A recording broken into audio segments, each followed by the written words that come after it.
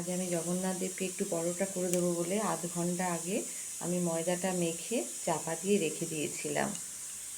তো আমার লেচিগুলো একটু বড় বড় করে করে রেখে দিলাম। এবার আমি বেলে নেব। তো পরোটাগুলো আমার সব বেলা হয়ে গেছে, দেখো। এবার আমি চাটতে দেবো। পরোটাগুলো আমি সমস্তটাই সেঁকে নিয়েছি। পরোটাগুলো আমি ছাঁকা তেলে ভেজে নিচ্ছি। এবার দেখো পরোটাগুলো ঠিক এইভাবে ভাজা হয়ে যাচ্ছে। এদিকে ছোলার ডালের জন্য আমি টমেটো, আদা কুচি, লঙ্কা কুচি, তেজপাতা সমস্ত কিছু ফোড়ন দিয়ে মশলাটাকে একটু বেশ করে কষিয়ে নিলাম। এবার আমি ছোলার ডালটাকে